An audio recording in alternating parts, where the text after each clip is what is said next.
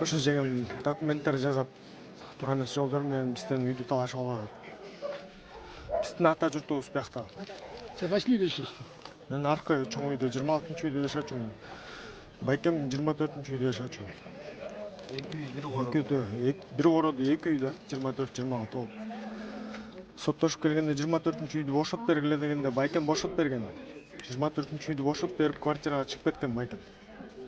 Андан кийин кайра эле документтерин кайра переделывать этип 24 менен 26-ны бир эле 24 үй кылып турасынан бөлдүрүп алып 24 кылып өзүнө чыгарып алып бизди азыр сот менен выселять этип чыгарып койгон көчө.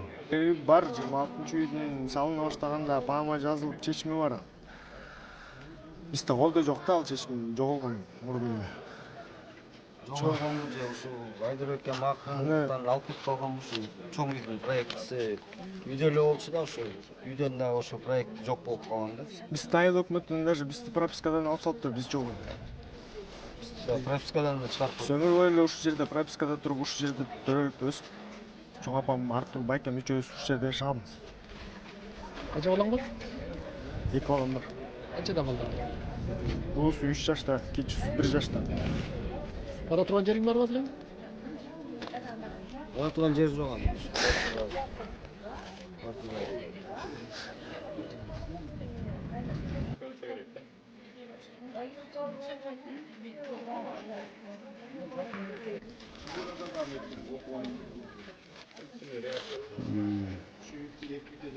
Ушу 2 үй 24-26да ушул өмүр бою эле туулуп өсүп эле ушу апабызды карап биз жашап атканбыз. Анан жанагынтип апам каза болгондон кийин булар ЗАГСка туруп, жана Айдырбек экем деп атпаймынбы, ошо Айдырбек экем менен келинчеги ЗАГСка туруп бир бала багып алышып, анан жанагынтип жолдорун таап үйдү тартып алып атышат да. Кандай жолдор менен билбейм, иш кылса могу 2 үй 24-26 деген 2 номерация үй да бул негизи. Анан кийин ошо 2 үйдү бир үй кылып, бир номерацияга 24 кылып туруп өзүнө оформить этип туруп, анан жанагы бакма баласына дарственный кылып, аялын болсо опекун кылып салган болчу да. Бизди азыр выселять этип, суд исполнительдер менен келип выселять этип, ошо көчөдө калып атабыз да азыр. Негизгиси биякта ал жашаган эмес негизи. Айдырбек экем уже 2 жолу үйлөнгөн болчу, бул экинчи келинчеги да. Ошо Айдырбек экем алганда жана бир ошо экинчи келинчегин алганда бир кызы менен алган болчу да. Ошо кызы чоңоюп азыр бул жерде иштейт экен же ошо иштеген жагынан бирдекелерди кылып ушу сөздүн кыскасы биякта таза эмес болуп атат да. Ошону суранып кетип элем да, ушуну бир жакшылап бир чындыгын чыгарып эметсеңер депчи.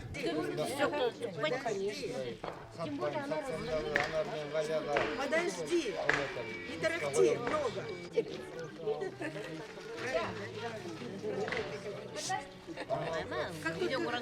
61 жылдан бери келгем, 60 жылдан бери ушул жерде жашайм. Балдарым асты 60ка чыгайын деп калды. Бул эжем менен бирге иштегем. Самолет менен яшык алманы алып барып Гурьевке, Карагандыга, Омскиге жери барганбыз. Ошонун акчасына салган аркы үйдү. Фундаменттен бери өзү балдарына жасатып. Балдары кичирээк болчу. Артурдун атасы Тайыр деген баласы салган. Анда буту колу соо болчу. Анан бир эмес 2 бутунан ажырап калды, кестирип салды. Анан кечеле келген келинчеги Айдардын келинчеги өзүнө жастырып алыптыр, аркы үйдө. Үйүндө отурган баласы менен келинди сүйрөп эшикке чыгарыптыр. Эми келинди жок дегенде баланы аябайбы, кичинекей бала менен эшикке чыгарып койбой. Ушундай аябай начар келин экен. Ол милицияны алып келиптир бул жерге. Милициядан оны турду ушул жерде. Биз жөн эле карштык айталы деп келсек, бизди сөзгө албай койду деп укпай койду. Айланайын бир үйүн калтырбайсың бул балдарга. Балдардын атасынын үйү да атасы салган. Десем, бул документально бүткөн. Мен тиги кештирип алдым деп ошентип көрсө документально бүтүргөнү. Документти өзү жасаптыр, жасатып алыптыр. Кызы сотто иштейт. Кызы сотто иштей турбайбы, аны кайдан билдим? Юрист, высший марки. Кирпичтерин өздөрү коюп, цементтерин өздөрү коюп, өз колдору менен тургузган үй. Анан могу эки небересин тең эже тырнактайынан баккан. 5 aylık keseginde, 5 aylık keseginde. Балдар эле болуп калган, небеледен дагы İyi. Артур бакты да өзү багып, өзү чоңойткон, өзү үйлөнткөн. Үйдүн документи жоголуп кеткен экен, ана жоголуп кеткенде ошо бойдон аны деле изилдешпей эле эми бул үйдү ким талашмак эле деп жай баракат баягы кыргызча жата беришкен да. Анан бул аял орто жолдо пайдаланып келип үйдү талашып балдарга үйдү бербей жатат. Бул туура эмес. Артур бакан тырмактай болуп алып подросток болчу ушул уй саап дедим, уйду саап эжемдин тамак ашын баарын жасап берип картойду да ал киши. Төшөккө жатып калганда, төшөккө жаткан жатып калганда жеринде баккан бокс ийдигинде жууган. келинчеги менен Артур. Кемпирдин. Бекнурда ушуларды байыны биздин көзүбүзчө балдар менен чыгарып салды эшикибизди. Адамгерчилик эмеспи бул? Айттык ороз айында мындай болбойт го десек. Жок дегенде бир үйдү ал, бир үйдү калтыр десек болбойт.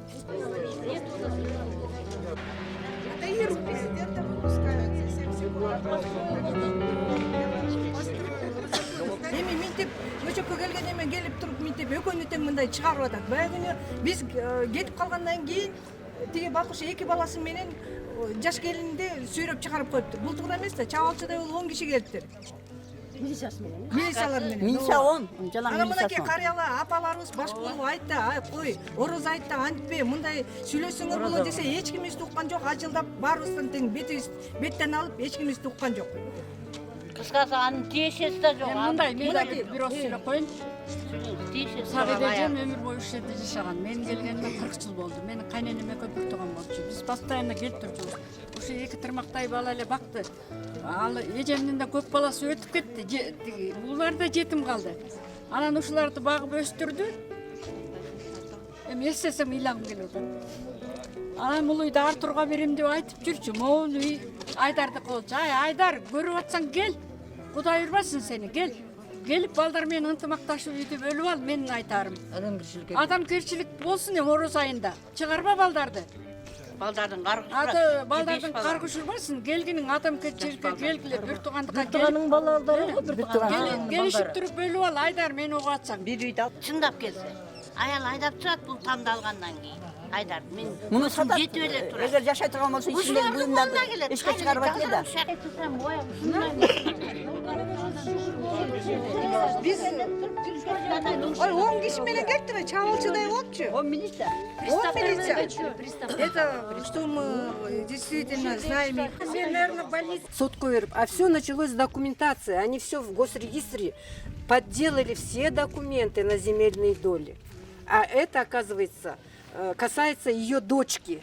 У нее есть дочка, которая работает в прокуратуре или, ну, в общем, юрист она. Юрист-консульт или, в общем, юридическое образование имеет. Она все могла документы подделать, подделала.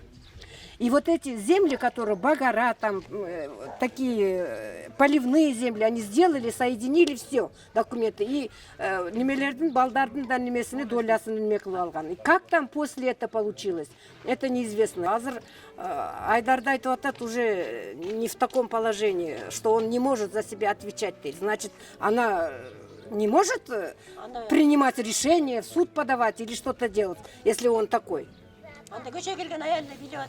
Вот именно, она никакой, дочка, у них имеет значение дочка, решающий голос, решающий это, да, ее дочка.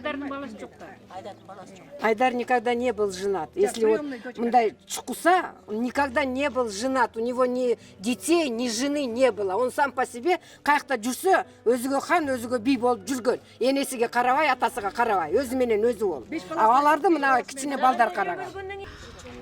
И непосредственно в 2019 году вот я участвовала в инвентаризации. И тогда я доказала, что эти два дома раздельны, хотя по документам 2003 года выданные Айлакмату Таждыбонским, это они идут под одним номером. И участок разделен неправильно разделен, если смотреть карту.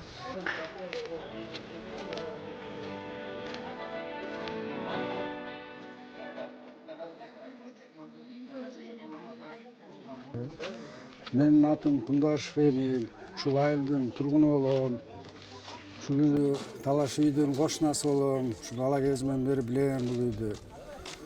Анан эмне деп айталы, ушул эки үйдүн документин бир кылып, Жылдыгараев Айдар деген бала экебиз ушундай кылып ал өзү деле эчтеке билбейт экен. Ал макулдугун берген, бир үйдү алам, бир үйдү инилериме берем деп. Эки иниси бар, экөөнүн тең балдары бар. Мына талаада калышты байкуштар, эшикке кууп чыгышты приставдар келип. Анан биз ушу таштуу тургундары чогулуп суранып атабыз да ушуну туура чечип берсең. Жана Жылдыгараев Айдар деген эме өзү айткан, бир эле үй меники, бирөө ошол байкесинин үйү болчу. Документтерин баарын жана аялы үйлөнгөнүнө канча жыл болду билбей калдым уже. Бирок ошол жеңебизди көзүнө көргөн эмес, ошол жерде бирдеме кызмат кылып, же ушул үйдө бир чай куйганын көргөнүбүз керек болсо. Анан кызы бир юристпи эмне экенин билбейбиз, ошол кызы эметип акырын документине жасап, эки үйдү бир кылып эметип алып, бул эки жаш баланы балдары менен, бала акырасы менен выселять этип атышат. Ошол биз айыл тургундары суранышта ушул бир үйүн калтырышсын, жок бир үйүн алышсын, балдардын абалына калбасын. Ошол сураныч ушул үйдү чечип бергениңерге. Менин атым Кулдабек Жаныбек Калысбекович. Ушул айылда турам, ушу кошуна болом бияка. Ушул учууга. Илгертен бери чоңойгонбуз, ушул жерде чоңоюп өскөнбүз. Анан жерде калыстык деле жок болот окшойт, ушу тиги бөлөкчө бурап бурмалап кетиптир да бул эненичи. Анан негизи ушул эки балага талаада калып калган болот да. Ушу олтурган эле участок үйдүн ушу 3кө бөлүп берсе калыстык болот эле дейм.